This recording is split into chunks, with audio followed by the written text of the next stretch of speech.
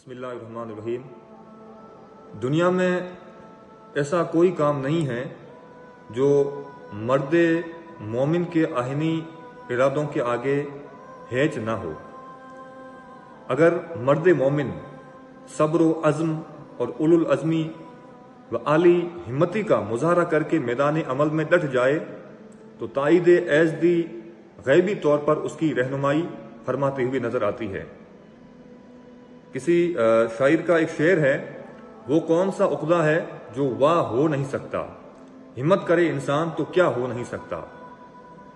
मुश्किल नीस्त कि आसान ना शवद, मर्द मोमिन बायद के हिरासा ना शवद।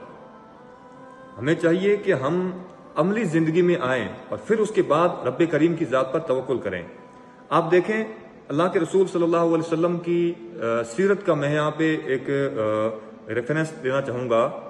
हमारी या फिर जमाती तौर पर, जमाती फिक्र कहें या फिर उमूम बलवा की हद तक हमारी एक खाम ख्याली या फिर कज फिक्री दर आई है कि हम चाहते हैं कि बैठे बिठाए ही हमें रब्बे करीम की ताईद और नुसरत हासिल हो जाए। ऐसा नहीं हो सकता है, क्योंकि ये दुनिया आलमी असबाब है, इसमें हमें अमली तौर पर आगे आना ही पड़ेगा। आप देखें, अल्लाह के रसूल सल्लल्लाहु अलैहि वसल्लम जब मैदान बदर में अपने जमी असहाब के साथ में जलवाबार हुए तो ऐसा नहीं है कि अल्लाह के रसूल सल्लल्लाहु अलैहि वसल्लम ने मदीना पाक के अंदर रहते हुए ही रब्बे करीम की बारगाह में अर्ज कर दी कि या अल्लाह ताला, कुफार को तो वहीं से शिकस्त से दो चार फरमा दे और हमें मदीना पाक से बाहर निकलने की जरूरत ही ना पड़े, क्योंकि हमारे पास तो कुछ है भी नहीं, ज़ाहिरी असबाब के तौर पर नहीं। अल्लाह के रसूल सल्लल्लाहु अलैहि वसल्लम की आप हिकमत अमली को आप मुलाहजा फरमाएं।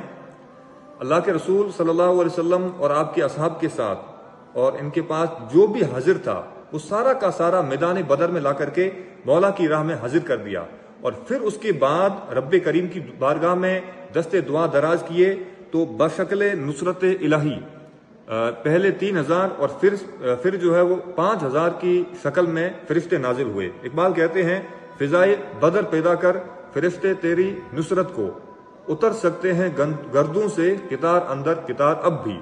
यानी अगर हम चाहते हैं कि रब्बे करीम की हमें गैबी तौर पर मदद और ताईद हासिल हो, हमें रहनुमाई हासिल हो, हमें गाइडेंस हासिल हो, तो ये बैठे बैठाए इम्पॉसिबल है, बल्कि हमें मैदान अमल में आना पड़ेगा और एक फिजाए बदर पैदा करनी पड़ेगी, तब जाकर के रब्बे करीम की रहनुमाई हमें हासिल होगी।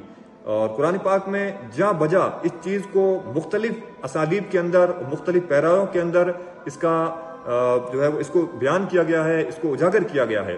जैसे लौ जाहदू फीना लनहदियन्नहुम सुबुलना, कि अगर ये लोग हमारे राह के अंदर, हमारी राह के अंदर हमारे रास्ते में मेहनत करेंगे, जिद्दोजहद करेंगे, तो हम इनके लिए एक रास्ता नहीं, लनहदियन्नहुम सुबुलना, हम इनके लिए कई रास्ते खोल देंगे।